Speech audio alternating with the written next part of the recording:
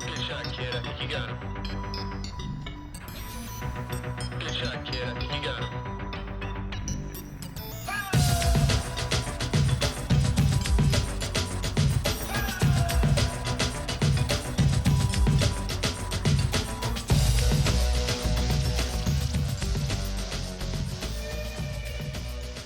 Hello, Colin. Can you hear me okay? Lee, I can hear you perfectly. Can you hear me? Yep, looks good. Looks like the recording's all going as well, which is a nice start. Good stuff. Glad to hear it. Right, so how are things going today then, Colin?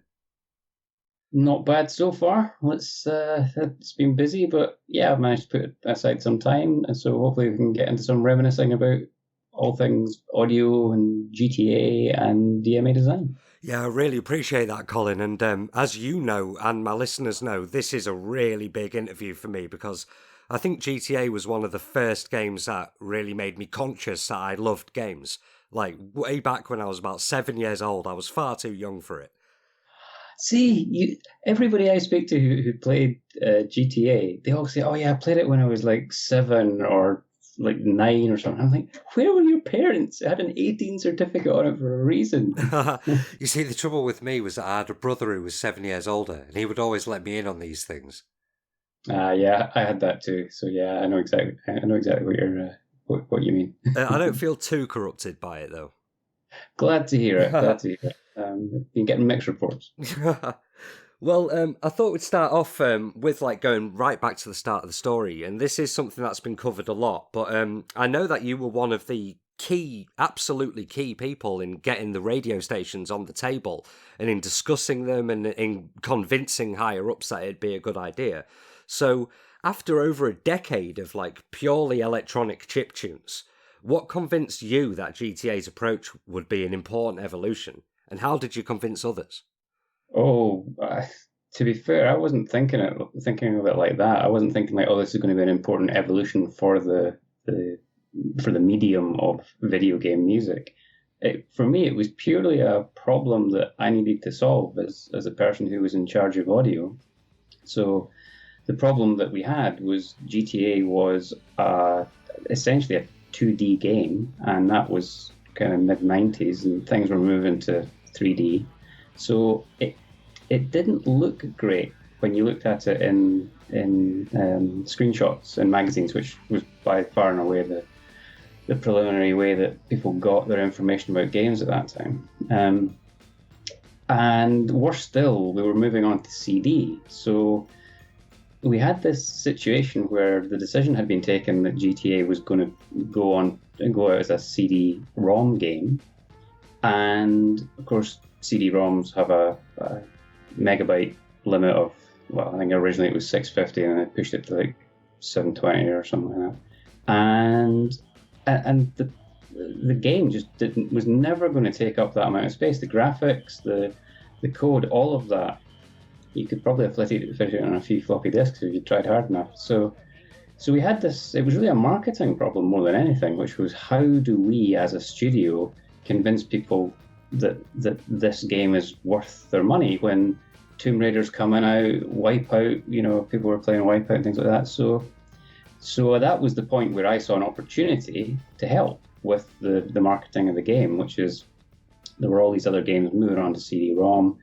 Some of them had really good CD soundtracks. They sounded fantastic, and so part of me was just like, okay, well, if we do that, they were getting lots of good press because of the quality of the sound. It was novel at that time, right? The idea of CD quality music in a video game was still new. Very few people had heard of it, and some people couldn't even conceive that is that even possible, So I pushed that and said, well, if you're not going to be using the CD for anything else, would it be okay if we used it?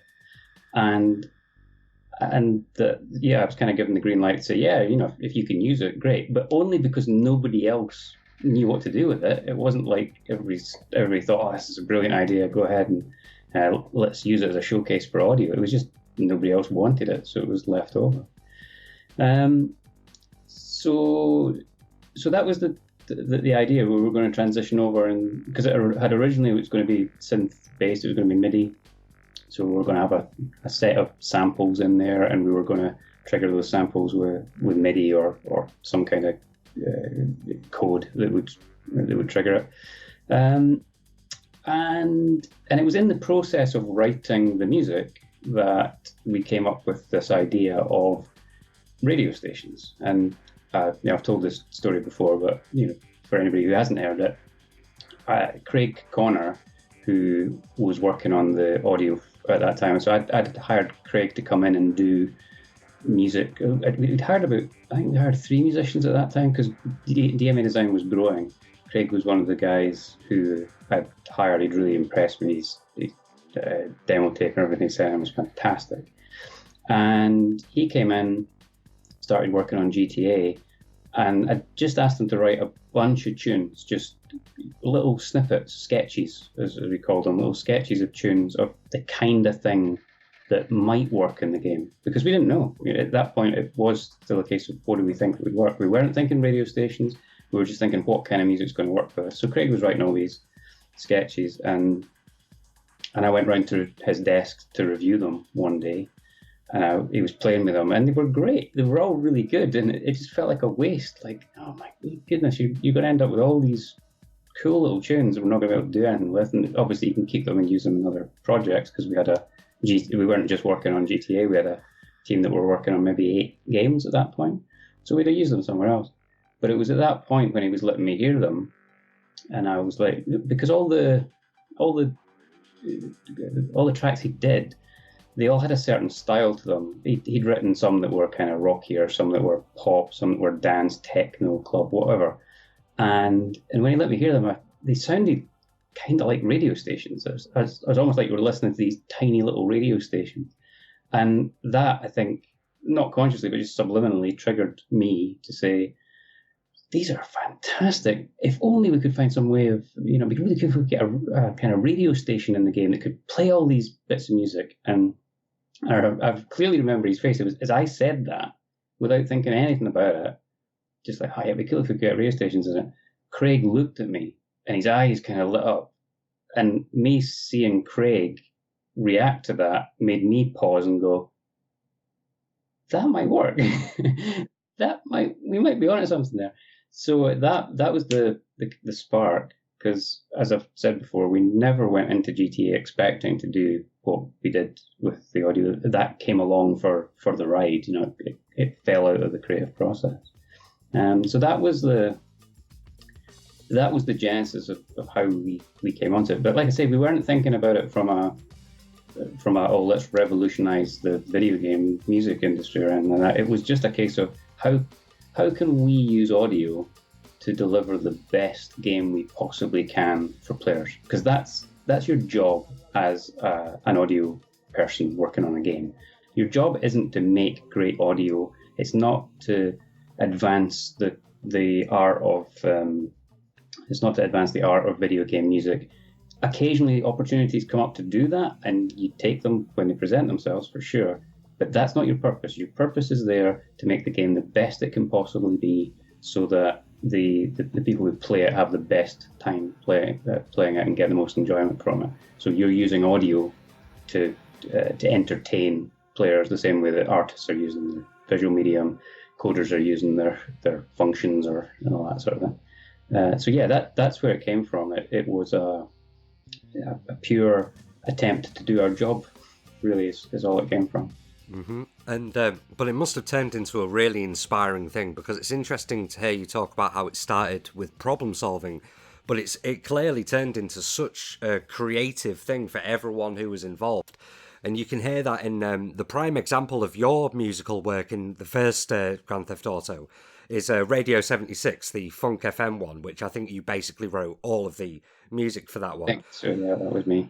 And the creativity really is incredible, because I'm a musician too, and I get really into these conceptual things, and I've done a few like conceptual fake band stuff myself, where it's all me but kind of coming up with fake members and stuff.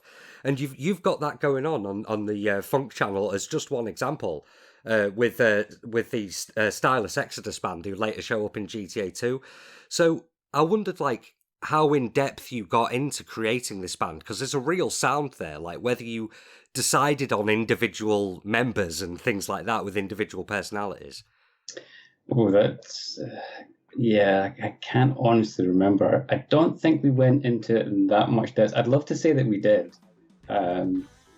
but I don't think we did. And mostly that was because I don't think we were that good at that time. If I was doing it now, I might take that approach, because certainly subsequently, after leaving DMA and setting up Denki, my own studio with some of the ex-DMA people I worked with, Gary Penn, he's a big champion of essentially, when you're creating audio for a game, you don't just think of it in terms of what musical style are we going to do. He talks about, let's form a band for the game. So when we did Quarrel, for example, back in about 2008, 2009, Jed Grimes he was in Danny Wilson, currently he's in Simple Minds, bass player for Simple Minds just now.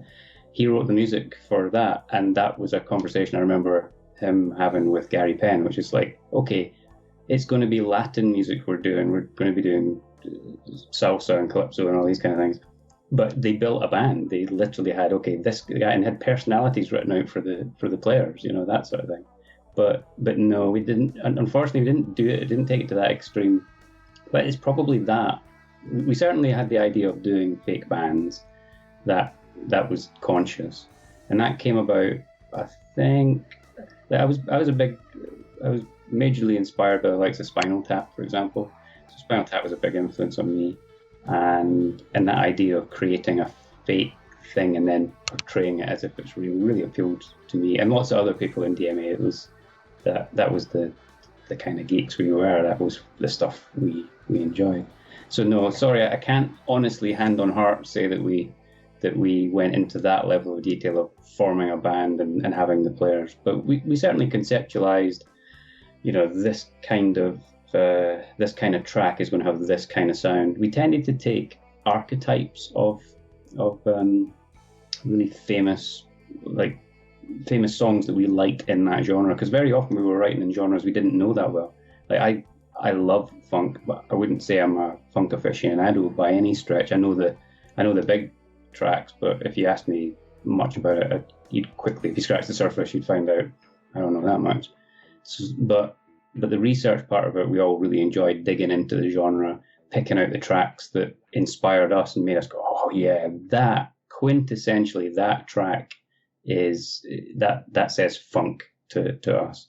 So, and we'd often take, I don't know, maybe 3 or 4 different tracks, and we'd like a verse from this and a chorus from that, and the way the intro starts on that, we'd bring all those together and kind of mash them up. And then obviously just the process of it bleeding through you as individuals, you instantly, it takes on a style of itself. So yeah, it was not that deliberate, but it was going in that direction. And if not full-on fake members, you did have a lot of amazing real-life musicians helping you with that stuff. And I wanted to get into some of that a little bit soon, but one thing that I haven't seen asked about at all is to what extent you might have been playing with and using sample CDs and things like that, because I'm not sure. And it sounds to me like some of that stuff might have been going on the Funk FM stuff, and perhaps in like some of the little vocal stings and some of the female vocals. And if not, who is that? Because she's amazing. Yeah, indeed. Like who was the vocalist that did all that? No, so that's interesting. You should definitely, if you get a chance, on Twitter there's a user called Dusty and Blue who I chat to quite frequently about the sort of making of GTA. He's really big into his sort of the audio side of the GTA franchise, and he was asking exactly that, like, where did this sound come from? Where did that sound? Because a lot of people have pointed out over the years, they've said, oh, that sound, why did GTA copy the track that's in this other game? I can't remember the ones, but it's because we were all using the same sample CDs at the same time. There was one company in the UK that dominated that point, which was Time and Space, and they had a set of sample CDs called the Zero G Collection, and you can find them online. I think they've all been uploaded now. But if you listen through those, you'll find a lot of the, not just not just on my tracks, because certainly the vocal snippets, most of them are out of there. There's a few that I did in order to kind of fill spaces and things, but not many. It's mostly sample CDs, but certainly a lot of the loops, drum loops, bass loops, stuff like that Craig used on other tracks, they're off of, if not those CDs, then some of the other ones that we had around. There weren't that many sample CDs at that time. It was quite early in in that genre. I mean, you didn't have enough RAM to load a lot of the samples, even if you wanted to sample them. So it was only because we shifted on to using hard disk recording that gave us the ability to take a lot of these samples, mix them together. So yeah, sample CDs certainly played their part in the GTA story, that's for sure. Yeah, and I think it helps lend to, and I was pointing this out to my girlfriend last night while we were both listening to the soundtrack, this really American feeling to the whole radio stations, which is, of course is appropriate to the game being set in America. But is that part of how you achieved that kind of American sound?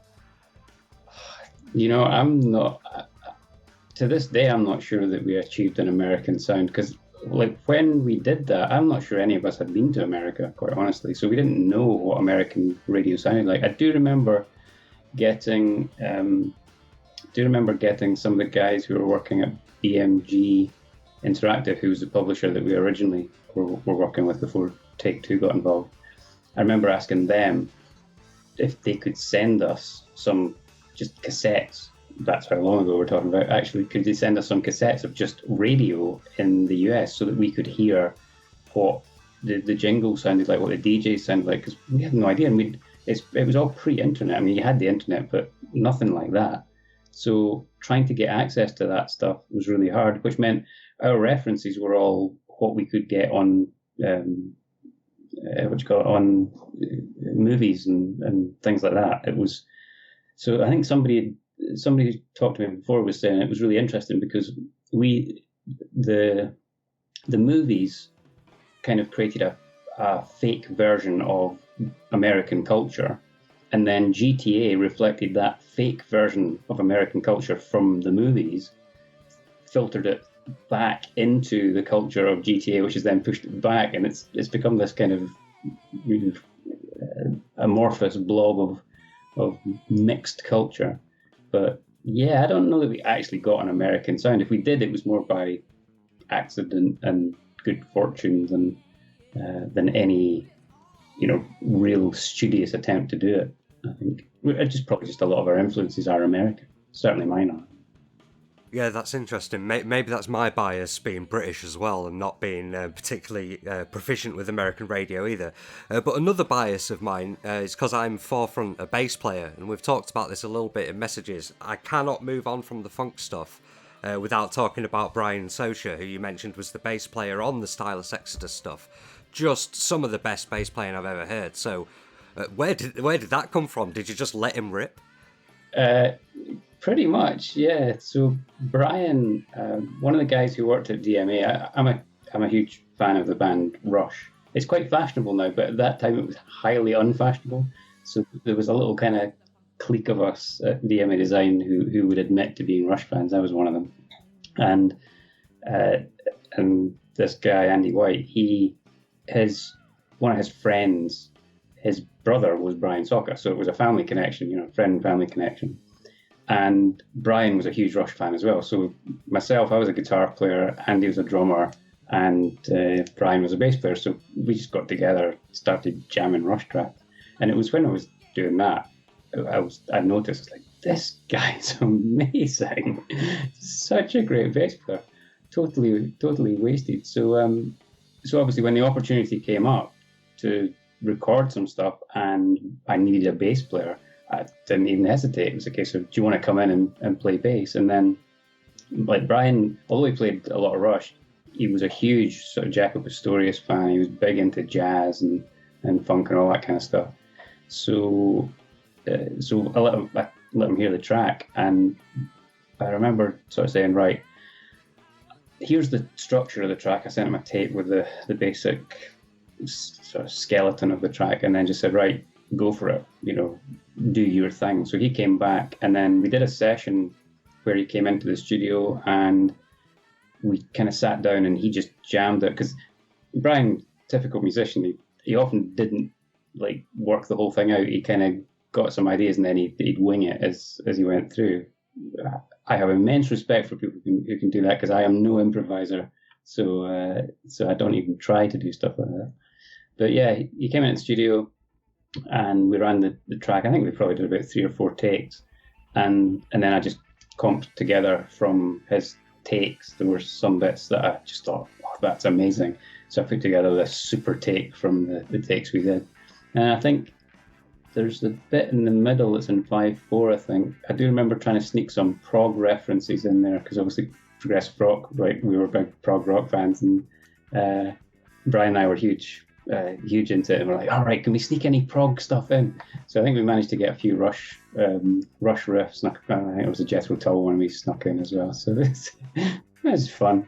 But yeah, that's where that came from. And then the second, when we did it on GTA 2, he came in to do the bass on Stylus Exodus again, and by that time he was playing fretless. So that whole Stylus Exodus Toucan Pie track is all done on a fretless bass, and it's astonishing. To this day, like you say, some of the best bass playing I've ever heard. Amazing player. So just lucky to get the chance to work on him. Yeah, it truly is amazing. And you worked with a lot of like really talented people throughout the soundtracks to both GTA 1 and 2.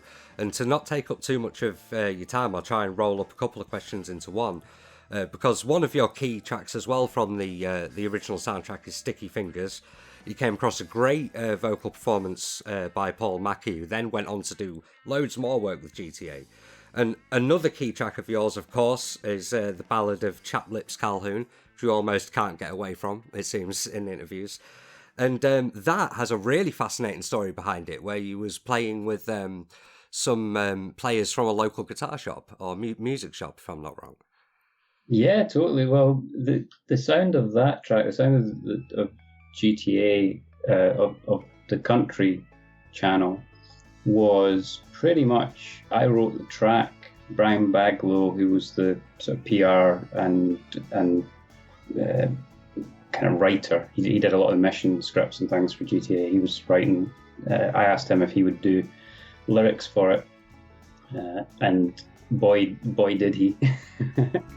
Men folk found their women scary, 'cause they were so big and hairy. They thought of dynamite to seal them in. So he did the lyrics, I did the music, and then I actually went down to so we were buying a lot of equipment for the studio, for DMA Studio at that point, and I knew the guys in the local music shop, Rainbow Music in Dundee. I knew them really well, and I'd often, when I was in getting something, I'd say, do you know anybody that plays, whatever, kazoo? We need somebody to do something. And they would know somebody in the local area. Because this was, again, it's a different world now. But back then, if you needed a player, you couldn't just go on a message board and find somebody. You had to know someone who knew someone.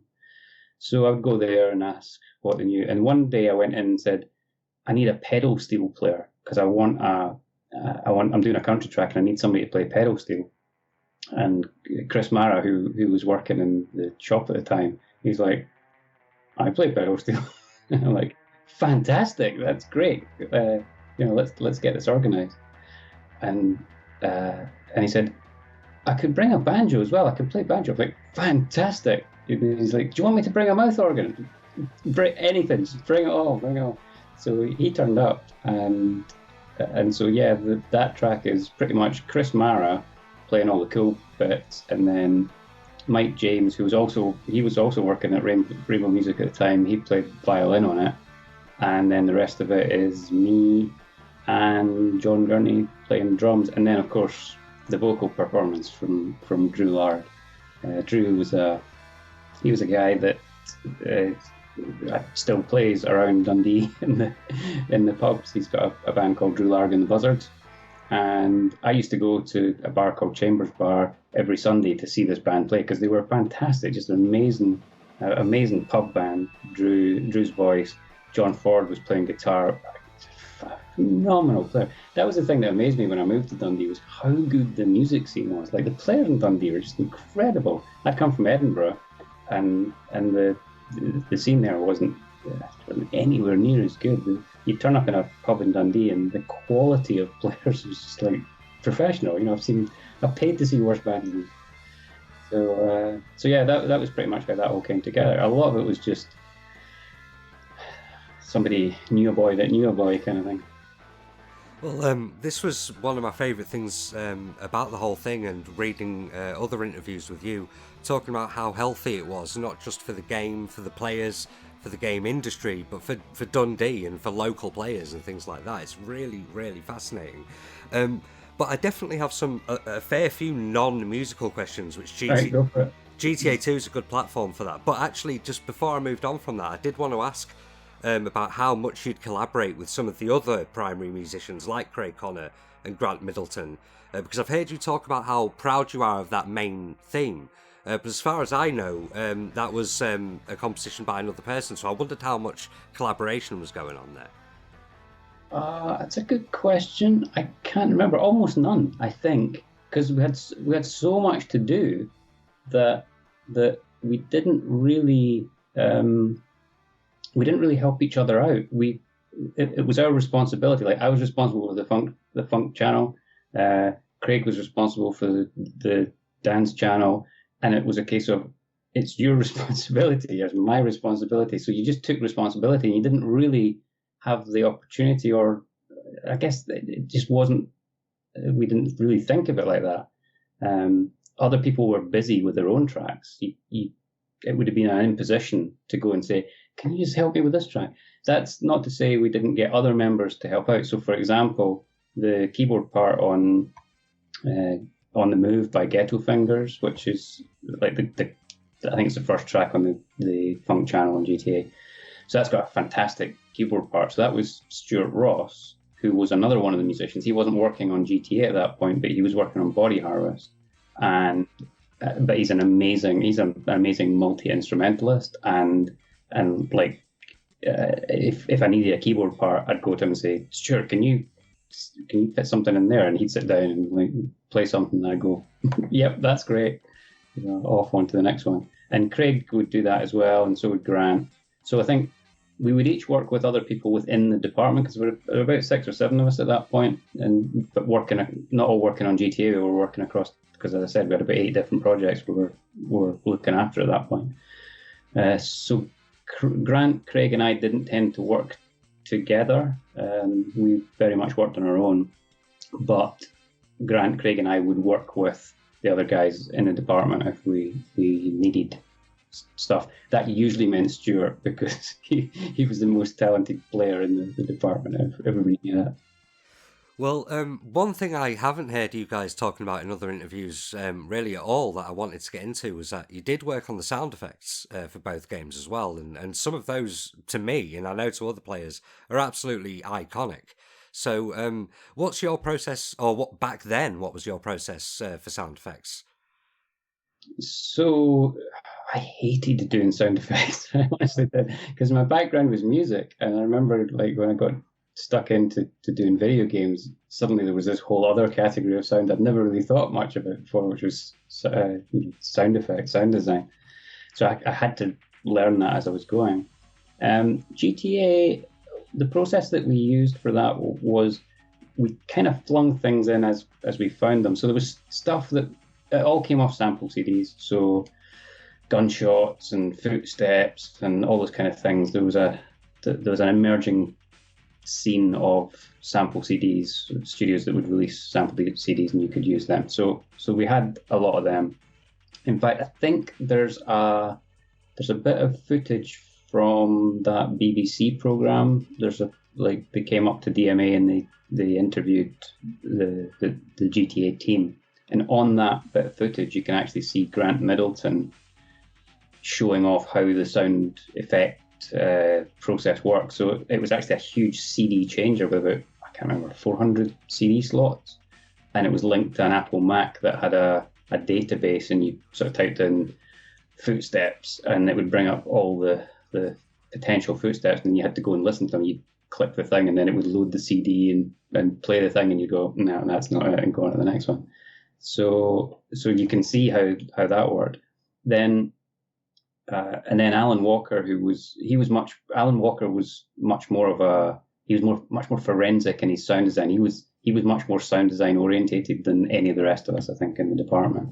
So whereas the rest of us could do sound effects and sound design, but we didn't really love it, Alan really loved it. So once we put all the stuff in, we actually brought him in at the end and said, could you make that sound better, please? So he came in and started ripping all the sounds out and putting better ones in. And that was the basis of the main sounds. But then all the other bits that I guess are more recognisable now, like the pedestrian comments, the police radio, all of that stuff, we kind of had to figure that out from scratch because there wasn't a template that we could easily borrow it from. And mostly it was just trial and error. It was a case of, right, record some basic sounds like, hey, you, watch it, buddy, all that kind of thing. Hey, watch it, buddy! And then you'd stick them in the game and go, oh, that doesn't sound bad. Can we get some more? So we'd put some more in. And then once we thought, yeah, this is working, we'd build the system, get it working. And then it was a case of, right, we need content. So we need the actual samples that we're going to trigger for the finished version of the game. And I remember that was hard because it needed to sound like Americans mostly, and we had no Americans working at DMA at the time. So we just had to get people in and get them to put on American accents. So I think, again, if you go through my Twitter feed, you'll probably find that I think I emailed something out because with lockdown and everything last year, I was up in the attic and dragging some boxes out, and I found a hard drive that still has some of the emails from the time that I was working at DMA. And I actually sent an email to the team saying, right, here's all the pedestrian comments and who said them. So there's a list on Twitter somewhere. If you look, you'll find a list of which members of the DMA team. And I think it was all the DMA team with the exception of Melissa Ripley, who was Gary Penn's partner. So she came in because we had no women either. It was that kind of industry back then. We weren't just short of Americans, we were short of women as well. And certainly women who were prepared to sit down and do a recording session with us. So I can finally find out who's been calling me a dickwad since the late 90s. You can, yeah, you definitely can. It's there, it's all documented.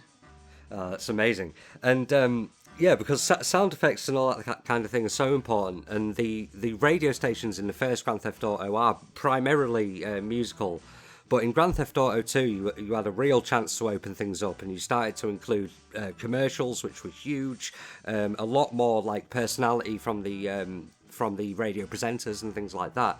So when did ideas like this come to the table, and how involved were you in those? So the idea for those was there right from the start. It was there from when we were doing GTA, and we tried to do it because if you listen to GTA, you'll hear like Head Radio's got some was it 69 to Deadfly, no, 89 to Deadfly 65? I can't remember what it is. I can hear it in my head already. Yeah. Yeah, exactly. So you know what I'm talking about, and that was so. Going back to my previous point of we didn't have any Americans at DMA, by the time it got towards the end of the project, because the first problem was, how the hell are we going to record this much music in that amount of time with only these people? So that was a huge problem, and so our first headache was just how do we solve that? So we thought as we were going through, like, it'd be cool to put together actual stations where there's little jingles and adverts and DJs and stuff, but it was just purely a case of we ran out of time to do it. So all we had time to do on GTA 1 was, by the time we came to do that stuff right at the end, DMA had opened an American office in Boulder, Colorado. So, and Grant Middleton had gone to Boulder to look after the audio for that studio. So I used to speak to Grant and say, any chance you could get some of your your colleagues to do a recording session for us because we could really do with some better American accents than we have if we're going to do anything more than just a little pedestrian, hey, watch it, buddy, I'm walking here, and that kind of thing. So he was like, yeah, okay, I'll speak to them. And they agreed, bless them. So we got we sent them a script of like the Fergus Butler show where it's like going all the way back there. That's the Ballad of Chapped. Calhoun. So I sent him what I wanted him to say, along with an example of me saying it, so he could get the feel for it, and then he would use that as direction to get the performers to try and emulate it. And then they would send back the tapes, or might have been DAT tapes at that time. Actually, I don't think it would have been files; it would have been too big. And we'd get them back and then listen through them and go, because he'd send sort of 5 or 6 different versions of each one, and we'd listen and go, that's the one. That's what he. So Craig and I, by that point, it was mostly just Craig and I doing it, and we'd sit and go through them and pick out the ones we liked, and then try and compile it into something approaching a radio station. So the idea was there from GTA, but it was too much to do in the time. There was a lot to do on GTA. We were solving a lot of problems, and we were solving them from scratch. So we just had to accept, like, that's enough. But GTA 2, when that came around, we had a period beforehand where we were just kind of spitballing ideas, and a lot of that. Obviously, GTA becomes a hit. When you're doing GTA, nobody cares because, like, nobody's ever heard of it. GTA comes out, boom, it blows up, and everybody's suddenly like, great, so what are you going to do next? Oh, God. So we've got to think of all these ideas that we can get people excited about. And one of those was to pick up on the stuff we wanted to do in the first one, but never had the opportunity, was let's build actual radio stations. So let's get DJs, personalities, and script them and start to try and become self-referential, talk about the actual places and the people in the world, to try and stitch together this whole idea of living, breathing city. I think even in the first game, I think the audio plays such a huge part in delivering that living, breathing city feel. Everybody talked about it like, oh, it feels like a living, breathing city, but if you turn the sound off, it don't feel so living, breathing anymore, that's for sure. Yeah, it's true. Yeah, so that's where that came from. And in GTA 2, it was just a case of we decided to do it, and then it was a production resourcing issue. If we're going to do it, how do we do it? And fortunately, we were able to get Michael Keeler, who had written, he was a writer, understood scripting and directing actors and things like that.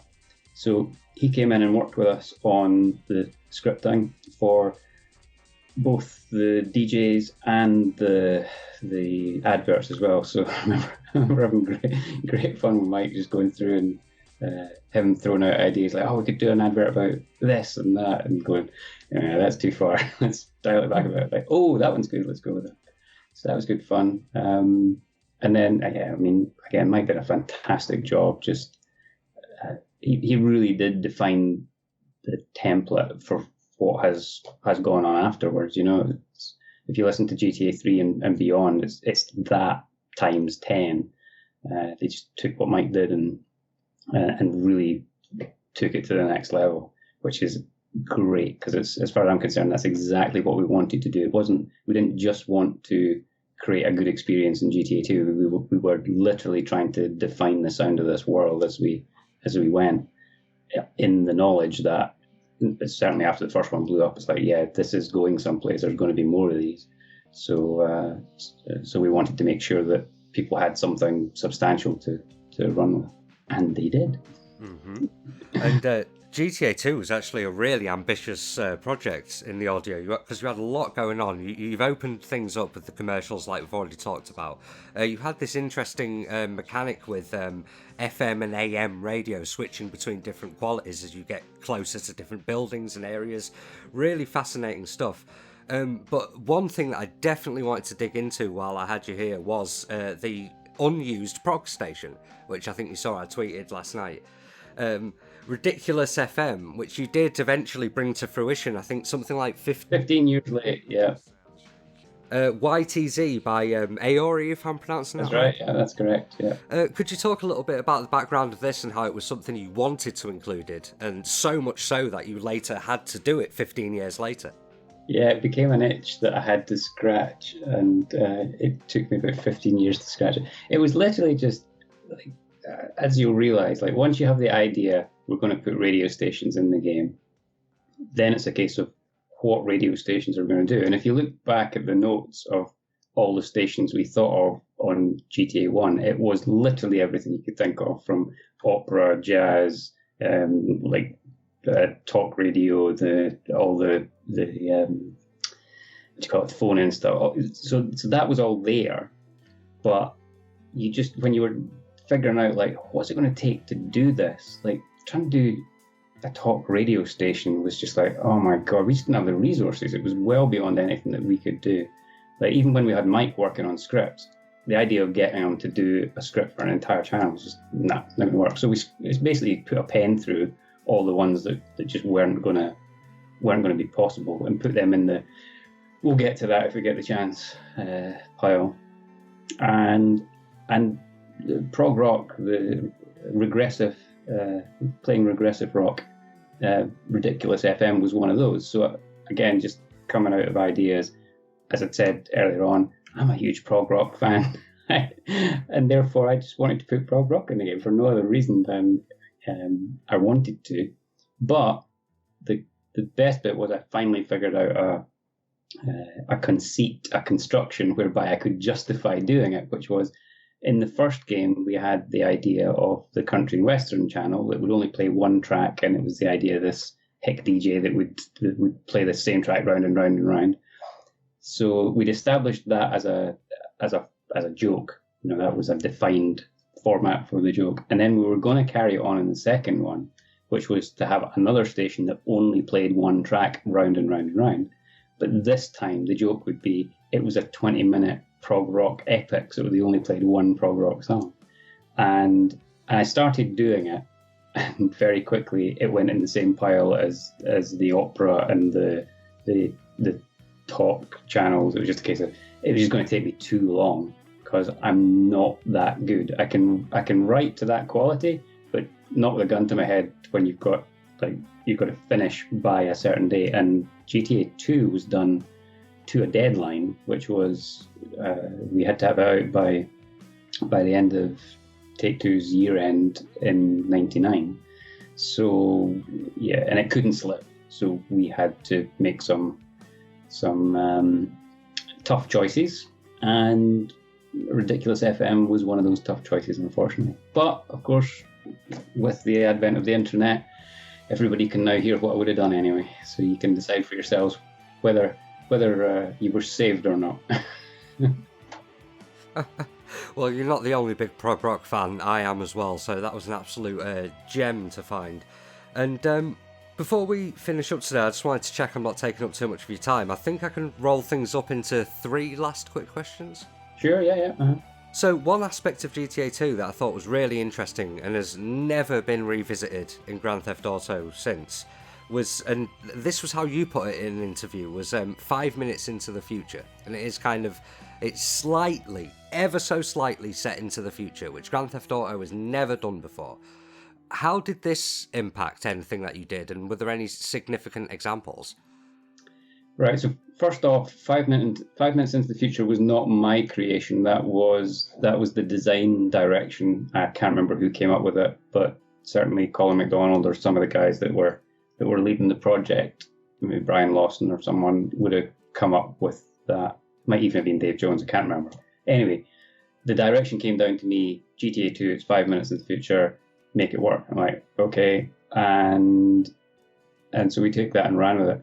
It was a nightmare, quite frankly, and I know exactly why they've never done it since, because you lose so much that you don't even realize you're getting your design done for free when you're copying the real world, right? So when you're copying cars in the real world, You don't have to wonder how they work, where the lights are, what horn sounds like, any of that stuff, because you can just go and look.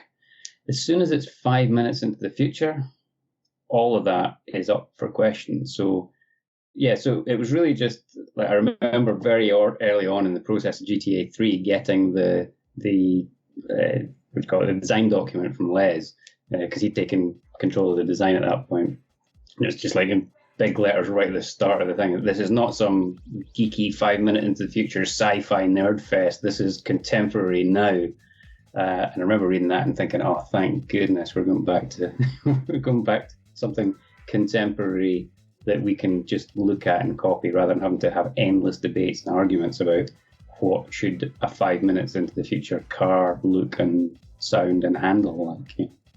So yeah, I know exactly why GTA has never been back to the future since then. Although, interestingly, there is a game called Glitch Punk that's just come out, which looks like GTA 2. It looks like a really posh, kind of nicely upgraded version of GTA 2, and they've gone for the cyberpunk, design ethic. So it'd be interesting to talk to those guys, see if they had the same problems.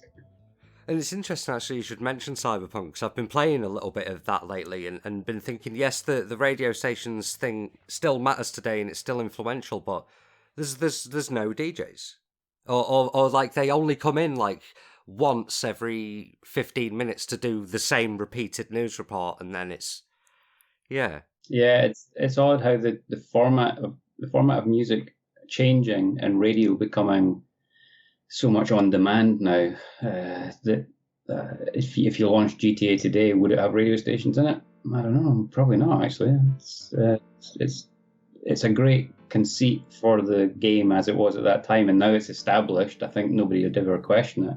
It's become a feature that everybody expects and looks forward to. But if the game franchise was launching today, I'm not sure we'd do it. I don't know if it would have crossed our mind.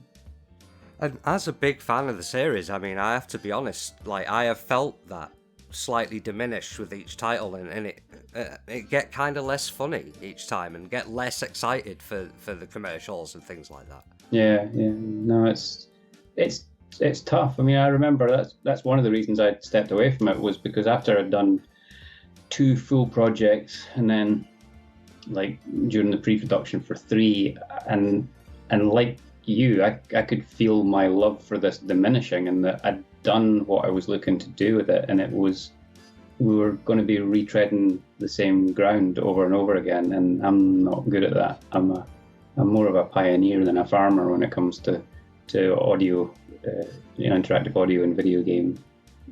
That's just, I get excited about the new thing, and I tend to, if you ask me to do the same thing over and over, you'd be better asking somebody else, because I'll phone it in. So yeah, it's interesting you pick up on that as well, is that the magic diminishes, I think, as it goes on. There's a tiny little bit of that coming in on GTA 2, in that there are a few licensed tracks in there. Yeah, well, that was commercial pressure from outside. Like, we would have done all the tracks. We would have done all the tracks ourselves, or commissioned them from like local bands that we wanted to work with and things like that, if we'd had our chance. But there was always a tension between, like, Sam and his team at Rockstar. They had a big problem, which was they wanted to market the game, make the game as easy to market as possible, and bringing in bands from outside that already had audiences and commercial appeal really helped them to get coverage from magazines and websites and just more PR, basically. Whereas I was at the other extreme, which was I was a purist. I was a case of, no, GTA isn't it's not the real world. It's a parallel world. There shouldn't be shared shared tracks. Like, if it had been up to me, for example, and I heartily understand that most GTA fans would hate this, but if it had been me, if I'd been doing Vice City and had complete editorial control, there wouldn't have been any real bands in there, because as far as I'm concerned, those bands never existed in the GTA universe. There would be twisted pastiches of them. So you'd have somebody that sounded like Phil Collins, but it wouldn't be Phil Collins. And that's the way that I would have taken it. But I completely get why Sam and Terry and those guys didn't want to pursue that, because they had a more immediate problem, which was, how do we make sure that this game sells lots of copies? I feel like we've covered GTA pretty nicely, as well as we can in the time. I think we could go on for a long, long time about it, but in the time available. And if you let me, I'll talk about it forever. and I easily could myself. But one thing that I definitely can't end this interview without bringing up, and it's actually on a completely different track, and it's only while I've got you here, is that I am a gigantic fan of Crackdown. Oh, okay. Yeah, so I kind of can't let you go away without bringing that up, because me and my brother were absolutely obsessed with that when it was first released. So just could you talk a little bit about the project and your involvement in it? Sure. Yeah, well, Crackdown's an interesting one, and it's good you bring it up, I think, because in some regards, Crackdown for me was the culmination of the GTA radio idea, in that, like, I left during GTA 3, so the stuff that you hear in GTA 3 was mostly the audio team that I'd hired before GTA 1. That was them. They went and built that and did an amazing job with it. But I was off by that point doing other stuff, and then Dave Jones got in touch saying he wanted to do this game called Crackdown. And when he explained it to me, I was like, that sounds like GTA 2 in 3D. And he's like, yeah, don't say that so loud. So he said, would you come and sort of help out with the audio? And I was like, yeah, of course, because I really enjoy working with Dave. That's one of again, that's another reason that I left DMA when I did, was Dave Jones had left and moved on to other things at that point. And I enjoyed working with Dave. He's a real visionary, proper pioneer. If you hang around with Dave, exciting projects pop up, and he's always supportive. Like when I came up with a crazy idea, like let's build our own radio stations into this game, he was crazy enough not only to say, yeah, let's do it, but give me the money to go and buy all the equipment and do everything. So as soon as he said, do you want to come and do Crackdown, I was like, yeah, sounds great. So that was good fun. It was quite different from GTA in that they were working with Microsoft, and Microsoft were pouring a lot of money into it. So we had the budget to do really cool stuff. And one of the coolest things that we got to do with that was we had our own music supervisors at Microsoft who would go and find us tracks from all over the world. So the idea was we weren't going to record our own tracks because we didn't want to write the music in-house ourselves, because the styles of music that we wanted were so outside of our wheelhouse that it would have been a plastic facsimile of what we were looking to do, because they had these gangs that they wanted to represent, and these gangs were very much based on some cultural quarters of the world. So it's like a Mexican gang, Japanese gang, a few others. So we wanted music that was authentically that kind of thing. So we worked with Microsoft. They went and found the tracks, sent us them. We'd listen, and then we'd commission the tracks. So yeah, that was much more of a kind of evolution of the idea of radio stations in game. But the thing that didn't quite work was it didn't have that kind of irreverent humor that GTA had. So you couldn't fall back on that for the DJs and whatnot. It was much more serious. You were playing the cops, and that always caused problems, because from a design perspective, like right back on GTA, we'd quickly discovered that we shouldn't play the cops because it's not as much fun as playing the robber. So yeah, so Crackdown had its own problems. It was a difficult birthing process for Crackdown, but it came together in the end. And as you say, and obviously you found that yourself, there are a lot of people who absolutely love it, and I'm very pleased that is the case. But for me, it's certainly in the lineage of games that I've done that you can trace a direct link between GTA 1 and Crackdown. Yeah, it definitely felt like a spiritual sequel to me. Yeah, definitely. Yeah. Well, I'm glad we could get that in there, and thank you for this, Colin. It's been absolutely fantastic. No, fantastic. I'm glad we had the opportunity to chat, and hopefully we can do it again sometime.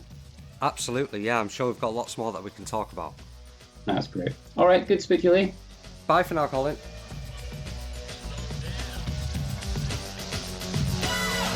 Downtown, speeding all around. The Nike 47 got the power and it's bound to move any mother that gets in my way. Just another power machine on the freeway. Riding with me is my MC homeboy. Knowing the rules ain't part of his program. Finding the right way around this map might be pretty hard cause he's fucked on crack. G, Grand Theft Auto. You gotta make a mark and move where you want to. T, that determination to steal what you can and run from the nation. Hey, what do you say? We automate a secret to speed from our getaway. Take it to the edge, there's nowhere to hide, and call up the boys. Let's go for the joyride.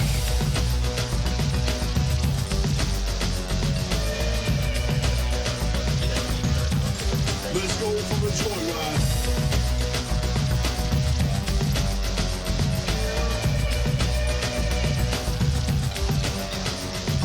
Stop the violence from the police, and what my dad used to say, but now he's deceased. He got caught in a jam, threw in the can when the cops in Brooklyn said he killed another man. Cheap knowledge was my main game, to figure out the law, to figure out the frame. Just when I thought I knew justice, I got my me said, you just been busted.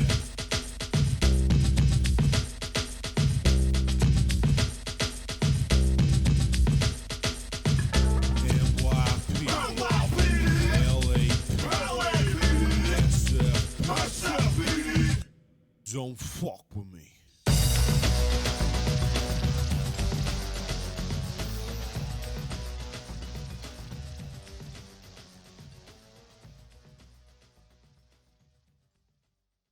Dickwad.